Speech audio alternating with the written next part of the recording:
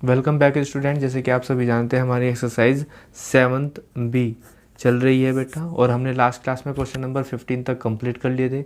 आज की क्लास में हम क्वेश्चन नंबर 22 तक देखेंगे बेटा, और यहाँ इस एक्सरसाइज में आपको क्वेश्चन नंबर 22 तक ही करने हैं। जो आगे के हैं 22 क्वेश्चन नंबर 23 टू 35 ये आपको छोड़ने हैं, because this question are related to profit and loss and percentage which chapter we are not completed till now. So we will talk about this question after that when we completed the profit and loss and the percentage chapter. Okay.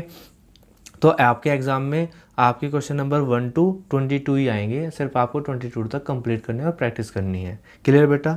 चलिए बात करते हैं question number 16 की। Question number 16 में कहा है a sum of 500 is in the form of denomination of ₹5 and 10.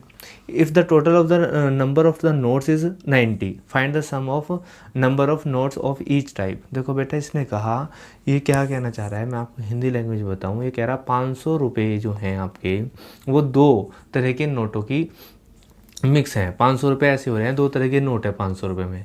एक 5 रुपये का नोट है और एक टाइप का 10 रुपये का नोट है। टोटल नोट 90 है, लेकिन ये नहीं पता 5 रुपये के नोट कितने हैं, उसके अंदर 10 रुपये के नोट कितने हैं। तो क्वेश्चन में पूछा है आपको ये बताना 5 रुपये के नोट कितने हैं और 10 रुपये के नोट कितने हैं। क्लियर? तो चलो क्वेश्चन करते हैं। हम मान लेते हैं बेटा, let the ₹5 equal to X. 5 रुपये के नोट एक्स हैं और ₹10 के जो हैं बेटा वो वाई हैं। क्लियर? तो हमें पता है इन दोनों का 5x जितने भी है 5 के गुना जितने नोट हैं 10 जो भी हैं 5 गुना x प्लस 10 के 10 नोट किसके y के। तो इन दोनों का इन दोनों की मल्टीप्लाई करके अगर मैं जोड़ दूं तो कितने बन जाएंगे हमारे पास ₹500। क्लियर? और जो भी मैंने मानना x प्लस वाई, ये x 5 के नोट और y के नोट मिला के कितने नोट हैं 90। तो बेटा ये मेरे पास, जैसे कि आपको पता है चैप्टर का नाम है लीनियर इक्वेशन, तो दो इक्वेशन बनेगी 1 और 2। क्लियर? ये इक्वेशन समझ में आई कैसे बन के आई बेटा? 500 रुपये हैं जितने भी 5 के नोट हैं उनकी गुना प्लस 10 के जितने भी 10 के नोट हैं उनकी गुना करके 500 रुपये बनते हैं। और सिर्फ अगर मैं 5 टाइप के नोट, जितने भी 5 के नोट हैं उन्हें और जितने भी 10 के नोट हैं उन दोनों को जोड़ दूँ तो 90 नोट हैं। तो ये दो इक्वेशन बन जाती है, और यहीं से y की वैल्यू निकल के आ सकती है। y इक्वल टू 90 माइनस इधर चल जाएंगे x, तो y की वैल्यू आ जाएगी 90 माइनस x। क्लियर? तो हम में कर सकते हैं putting the value of y in equation number 1 में रखने पर ये रहा। तो 1 इक्वेशन रखते हैं पहले, 5x plus 10y equal to 500। यहाँ पर जहाँ भी y मिलेगा y की जगह मैं क्या रख दूंगा बेटा, y की वैल्यू। तो 5x तो एज इट इज़ रहेगा, तो 10। y की वैल्यू कितनी बेटा 90 माइनस x इक्वल टू 500। तो 5x इक्वल टू कितना हो जाए, 5x प्लस मल्टीप्लाई जाएगी 900, इसकी मल्टीप्लाई जाएगी 10x इक्वल टू 500। क्लियर यहाँ तक? अब जब मैं इसको सोल्व करता हूँ बेटा, तो सोल्व करके क्या आएगा, ये हम इसको सोल्व कर लेते हैं। देखो 5x है माइनस के 10x है, तो प्लस माइनस माइनस हो जाएंगे, तो माइनस के बचेंगे 5x इक्वल टू 500 प्लस के 900 इधर आके माइनस हो जाएंगे 900। तो माइनस के 5x इक्वल टू माइनस के 400। माइनस करोगे माइनस से माइनस कैंसिल हो जाएगा, x इक्वल टू बेटा बचेगा 400 अपॉन 5। तो 5 8 40, तो 80 नोट। तो x के इसके मानने थे हमने 5 के, तो हमारे पास 5 के नोट कितने हैं बेटे 80 हैं। और अब हमें निकालना y। ठीक है, x बराबर कितना आ गया 80। अब निकालना y बराबर हमने क्या निकाला था 90 माइनस x। ये इक्वेशन बनाई हुई है, तो y equal to 90 minus x की वैल्यू कितनी 80, तो कितने हो गए 10। तो y के नोट कितने, आई मीन टू से 10 रुपये के नोट कितने हैं 10 हैं। ठीक, और 5 रुपये के नोट कितने हमारे पास 80 इज़ द आंसर। क्लियर? अब बात करते हैं हम क्वेश्चन नंबर नेक्स्ट की। Question number 17। क्वेश्चन नंबर 17 में भी बिल्कुल ऐसे ही है, तो ये बेटा डू योरसेल्फ, ये अपने आप करना है। क्वेश्चन नंबर 18 देखता हूँ मैं एक बार। हाँ जी बेटा, बिल्कुल 18 अलग टाइप का क्वेश्चन है आपके, और ये एज से रिलेटेड है। और मैं आपको बता दूं, in the view point of exam it is the important, not only question number 18 important, question number 18, 19, 20, 21 and the 22, ये 2, 2, 4 और एक 5 क्वेश्चन बनते हैं। ये बहुत इंपॉर्टेंट है, आप इनकी बहुत अच्छे से तैयारी करना, आपके हाफ ईयरली एग्जाम में से एक क्वेश्चन ऐसा जरूर आएगा। क्वेश्चन नंबर 18 देखते हैं। आपको ये एज से रिलेटेड, इन्हें बोलते हैं बेटा एज रिलेटेड क्वेश्चन। क्या बोलते हैं? Age related question. ये क्वेश्चन कैसा कॉन्सेप्ट है? इस कॉन्सेप्ट को, इन क्वेश्चन को कराने से पहले मैं आपको कुछ इम्पोर्टेंट थिंक बता दूं इसमें, क्वेश्चन नंबर 18 को कराने से पहले। क्या कि बेटा एक तो इसमें वर्ड होगा, प्रेजेंट एज की बात होगी, एक पास्ट एज की बात होगी, या कहूँ तो फ्यूचर एज की बात होगी, और एक वर्ड होगा आफ्टर, और एक होगा बिफोर। क्लियर? तो ये कंडीशन होती है बेसिकली इसमें। तो प्रेजेंट एज जो भी आप मान लोगे, सपोज करो एक्स मान ली, और फ्यूचर एज का तो कोई दिक्कत नहीं आपको निकालने में, लेकिन जैसे आफ्टर का, जैसे कि प्रेजेंट एज मैं मान लूँ एक्स, और उन्होंने कहा आफ्टर द 5 ईयर्स, 5 साल बाद, तो एज क्या हो जाएगी? x + 5। आया समझ में? अगर मैं प्रेजेंट एज मान रहा एक्स और कह रहा 5 साल बाद, तो आपको उसमें कुछ नहीं करना, उसकी एज में आप उतने ही साल जोड़ दोगे।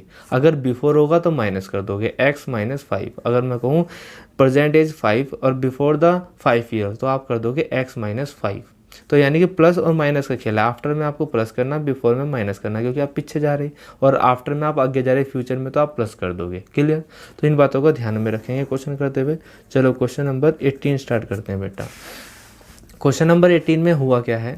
क्वेश्चन नंबर 18 में आप इस बात का ध्यान रखेंगे कि क्वेश्चन नंबर 18 में पहले पढ़ेंगे, Raju is the 90 year younger than his cousin after 5 year. देखो इसमें वर्ड हुआ आफ्टर 5 ईयर, तो 5 साल बाद। Their age will be the in the ratio of 2:3, find their present age, और प्रेजेंट एज पूछी है। तो बेटा सबसे पहले तो एक बात ध्यान रखना, जिसकी भी इन्होंने एज बताया उससे इतना साल छोटा, उससे इतना साल बड़ा, तो जिससे इतना साल इतना बड़ा या छोटा है, तो उसकी ईयर को, एज को हमेशा आपको मानना होगा। तो आप करेंगे लेट द किसकी बताई इन्होंने? कज़िन की, तो हम कज़िन की एज मानेंगे। Let the cousin age be X. Cousin की एक्स कितनी हो जाएगी? एक्स हो जाएगी। और उसने कहा कि Raju is 90 years younger than his cousin, तो राजू की एज कितनी हो जाएगी बेटा? तो राजू यंगर है कज़िन की एज से, तो x + 90 हो जाएगी। क्लियर? उसने कहा 5 साल बाद, तो आफ्टर 5 ईयर, 5 साल बाद देखेंगे हम दोबारा से, तो कजिन एज कितनी हो जाएगी? x + 5। और राजू की एज कितनी हो जाएगी? मैंने बताया था ना अभी आफ्टर में, ऊपर ये बताया था। आफ्टर में आप जितनी भी प्रेजेंट में एज बननी उसमें प्लस कर दोगे, तो प्रेजेंट में x बननी, तो कजिन की एज कितनी हो जाएगी? x + 5। और राजू की कितनी बननी? x + 19। तो 5 साल बाद राजू की कितनी हो जाएगी? x + 19 + 5। That means we can say x + 24। आया समझ में यहाँ तक? उसके बाद क्या करेंगे आप बेटा? उसके बाद जैसे भी उसने क्वेश्चन में कहा वो कर देंगे। उन्होंने कहा इनका रेशो हो जाएगा, तो रेशो में आपको पता फ्रैक्शन में हो जाएंगे, तो x + 5 यानी कि कजिन की एज अपॉन x + 24, इनकी एज जो हो जाएगी वो 2/3 हो जाएगी। रेशो में बता रखी 2:3 हो जाएगी। अब ये एक्सरसाइज 7A में कन्वर्ट हो गया, जैसे मैंने आपको बताया था। 7B में क्या होगा? आपको इक्वेशन बनानी होगी, और इक्वेशन जैसे 7A में दी थी तो उसको सोल्व करनी। अब आपको पता है क्रॉस की मल्टीप्लाई हो जाएगी, तो 3 यहाँ चल जाएगा, 3x + 5 = 2 यहीं पर आ जाएगा, ये यहाँ पर आ जाएगा x + 24। और अब बस मैं x की वैल्यू निकाल लूँगा। चलो निकालते हैं। ये हो जाएगा 3x + 3 × 5 = 15 = 2x + 24 × 2 = 48। क्लियर? अब मैं इनको x वाले टर्म एक साथ 3x - 2x = 48, इधर ही इधर आ जाएंगे, माइनस के 15 हो जाएगा। तो 3x में से 1x जाएगा, 1x बचेगा, और 48 में से 15 माइनस करोगे बेटा तो 33 आएगा। तो x किस केस माननी थी? आपको यहाँ पे लिखना है, मार्क्स पे एग्जाम में सभी मिलेंगे।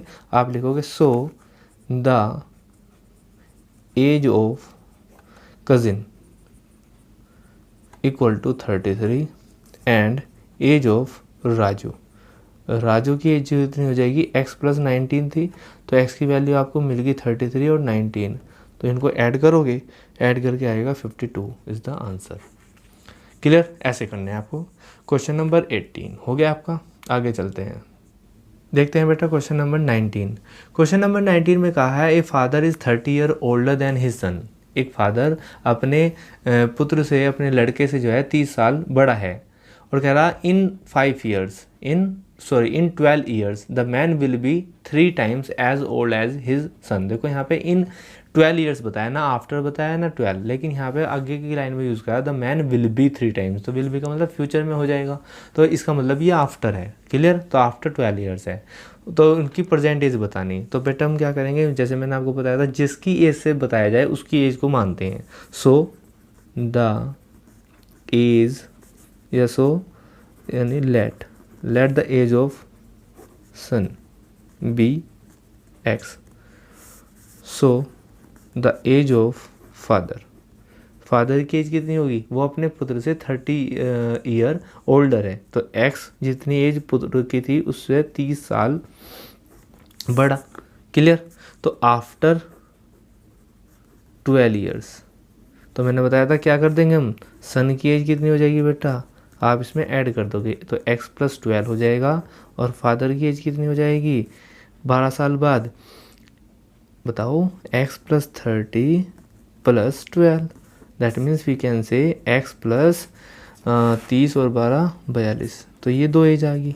उसके बाद क्या करना, उसके बाद करना जैसा कहेगा।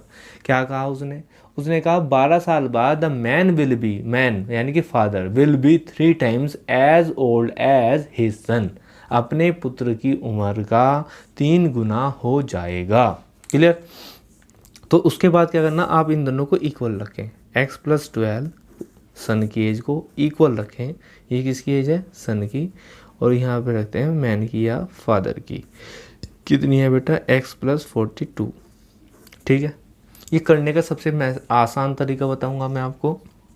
सबसे पहले आप एज मानने, उसके बाद 12 साल बाद या 12 साल पहले कहता तो माइनस कर देते, बाद में कहा तो प्लस कर दो, उसके बाद सबकी एज को इक्वल में रख लो, जैसा क्वेश्चन में कहे और फिर वैसा कर दो। मैंने जैसे लास्ट क्लास में भी आपको बताया था बेटा, इक्वल का मतलब ये होता है कि ये दोनों तराजू के पलड़े हैं और ये दोनों इक्वल हैं। क्लियर, हमें इन दोनों को इक्वल बनाना है। उसने कहा फादर की एज जो हो जाएगी 12 साल बाद वो 3 गुना हो जाएगी, तो फादर की एज 3 गुना हो जाएगी ना, लेकिन हम इसमें 3 की गुना नहीं करेंगे, हम इसमें करेंगे क्योंकि ये इक्वल बनाने, ये तो ऑलरेडी 3 गुना है, तो 3 गुना इसमें कर दो। क्लियर, तो अब इसकी हम मल्टीप्लाई कर देंगे, 3x प्लस 12 दिया 36 इक्वल टू x प्लस 42, तो 3x इधर आके माइनस हो जाएगा, x इक्वल टू 42 माइनस 36, ये हो जाएगा 2x बराबर 42 में से 36 माइनस करेंगे तो ये आ जाएगा आपका 6, और x बराबर आ जाएगा 2 3 जा 6, तो x इक्वल टू 3। तो s का मतलब क्या, x का क्या मतलब है, सन, तो so the age of son equal to 3 and the age of father की एज कितनी हो जाएगी बेटा, x प्लस 30, तो x की value 3 plus 30 equal to 33 is the answer. ये आंसर देना जरूरी है, आपको मार्क्स तभी मिलेंगे। चलो मूव करते हैं नेक्स्ट क्वेश्चन पे। क्वेश्चन नंबर 19 हो चुका। क्वेश्चन नंबर 20 बेटा, क्वेश्चन नंबर 20 क्या है, क्वेश्चन नंबर 20 भी मैं बता देता हूँ आपको। उसने बताया the age of Sonal and मनीज are in the ratio 7:5।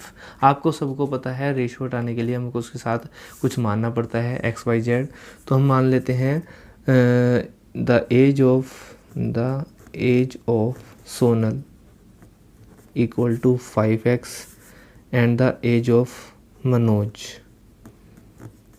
Equal to 7:5 था, 7:2, तो ये हो जाएगा 7x और ये हो जाएगा बेटा 5x। क्लियर, ये हो जाएगा 7x और इसकी हो जाएगी 5x। आफ्टर 10 ईयर्स 12 साल बाद, सोनल मैंने जैसे बताया आपको, सॉरी 10 साल बाद, तो सोनल की एज कितनी हो जाएगी, मैंने बता रखा आपको प्लस करना और कुछ नहीं करना। और मनोज की एज कितनी हो जाएगी जी, आगे के बाद उसके बाद आपको क्या करना, इनका पढ़ना बुक में क्या कहा। इन्हें कहा था ratio of their age will be 9/7, तो इनका रेशो बदल जाएगा। तो रेशो में रखने के लिए इन्हें फ्रैक्शन में रखने पड़ेंगे। तो 7x प्लस 12/5x+12, मैं क्या कर रहा, 10 ही चल रहा, 12 ही चल रहा पिछले क्वेश्चन से दिमाग में, ये 10 ईयर्स बाद है तो 10 हो जाएगा। क्लियर, तो यहाँ पे भी 10 और यहाँ पे भी 10। बेटा ये गलती से मैं 12 पिछले क्वेश्चन का याद आ रहा है, यहाँ पे 10 साल है तो 10 साल ही जोड़ेंगे। इक्वल में रख देंगे बेटा जितना उन्होंने रेशो बताया, 9:7 हो जाएगा। क्लियर, उसके बाद वही क्रॉस की मल्टीप्लाई होगी। ये क्वेश्चन नंबर हमारा किसके जैसा बन जाएगा, अब क्वेश्चन नंबर ये बन जाएगा हमारा 18 जैसा। तो आगे का जो करना है क्वेश्चन वो डू योर सेल्फ, ये आपको खुद करना है बचा हुआ। अब हम करेंगे क्वेश्चन नंबर 21। 20 तक हो चुके, 21। 5 years ago a man was 7 times as old as his son। Clear, इसने बताया 5 साल पहले, एगो का मतलब होता है before, a man was 7 times as old as his son। ठीक है, तो हमें क्या करना पड़ेगा बेटा, the age of son equal to X, और 5 साल पहले तो बिफोर 5 years, 5 साल पहले। सन की एज कितनी हो जाएगी, x माइनस 5, जैसे मैंने बताया एगो को आप माइनस करेंगे। और फादर की एज कितनी हो जाएगी, अच्छा फादर की प्रेजेंट में बात नहीं करेंगे तो हम फादर की बिफोर में बात करते हैं। उसने क्या बताया, एज कितनी हो जाएगी, उसने बताया कि ए फादर, सॉरी माफ़ कीजिएगा, क्वेश्चन मैंने पढ़ लिया था 19। क्वेश्चन नंबर 21 में 5 year ago man was 7 times as old as his son। तो फादर की एज अपने पुत्र की 5 साल पहले जितनी एज थी उसका 7 times हो जाएगा। कहने का मतलब ये हो जाएगा 7 × x - 5। क्लियर, आगे चलते हैं, ये क्वेश्चन इंपॉर्टेंट है बेटा, ध्यान रखना। उसके बाद इसने क्या कहा, आगे चलते हैं, कह रहा 5 year hence the father will B, तो हैंस का रखा और फादर विल बी, तो आगे की बात कर रहा है फ्यूचर की, तो प्लस हो जाएगा। तो 5 साल बाद the father will be 3 times as old as his son, अपने जो उसका सन है उसकी उम्र का कितना हो जाएगा जी, 3 times हो जाएगा। तो आफ्टर कितना, आफ्टर 5 years, 5 साल बाद क्या हो जाएगा भाई जी, सन की एज कितनी हो जाएगी, x + 5 हो जाएगी। प्रेजेंट में x है और 5 साल बाद x + 5 हो जाएगी। तो फादर की एज कितनी हो जाएगी जी, है ना, फादर कह दो या मैन कह दो, वो अपने पुत्र की 3 times हो जाएगी। तो 3 × x + 5 हो जाएगी। यहाँ तक कोई दिक्कत नहीं होगी। यहाँ पहले बिफोर की बात बनाई हमने, फिर हमने आफ्टर की। मैंने आपको पहले बताया था बिफोर के लिए माइनस कर देते हैं और आफ्टर के लिए प्लस कर देते हैं। यहाँ तक सही है। ये कंडीशन इसने नई क्वेश्चन में खुद जोड़ी कि 7 गुना हो जाएगी और यहाँ पे कहा 3 गुना हो जाएगी, तो हमने ऐसे कर दिया।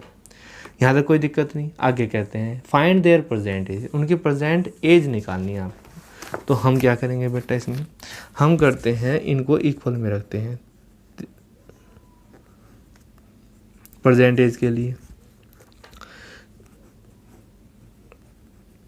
ठीक, यहाँ तक तो कोई दिक्कत नहीं आएगी आपको। अब हम करेंगे +5 और +5, क्योंकि प्रेजेंट में जाने के लिए हमें 5 साल पहले की तो यहाँ पे दिया हुआ था और 5 साल पीछे के बाद के, तो +5 +5 हो जाएगा। तो यहाँ पर क्या हो जाएगा, 3x + 5 3 = 15 = 7x - 7 5 35 + 10 हो जाएगा। अब 3x है आपका, इधर ले आइए माइनस के 7x, 15 इधर ले जाइए, माइनस के 35 है आपके पास और प्लस के 10 है, इधर आगे माइनस के हो जाएंगे 15। क्लियर, 3x में से माइनस करेंगे तो 4x माइनस के बचेंगे। जब आप इनमें से बेटा माइनस करेंगे तो ये हो जाएंगे 25 और माइनस हो जाएंगे 15, तो इसके उल्टू माइनस के 40, माइनस से माइनस कैंसिल और x की वैल्यू आ जाएगी 40/4, दैट मीन्स 10। तो x की एज मान ली थी हमने सन की, तो सन की एज कितनी थी x, तो सन की एज कितनी आई चलो नेक्स्ट पेज पे कर लेते हैं।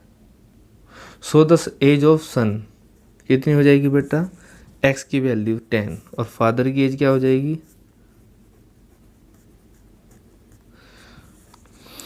प्रेजेंट में मान ली थी हमने 7, 10, एक्स की वैल्यू -5 और +5, तो ये हम हो जाएगा बेटा 7 × 5 हो जाएगा, प्लस हो जाएगा 5, 7 5 = 35 प्लस हो जाएगा 5। Clear?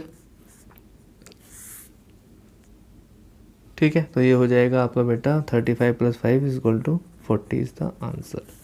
Now the question number 22, तो बेटा ये सेम एज क्वेश्चन नंबर 21 है, सो डू योरसेल्फ।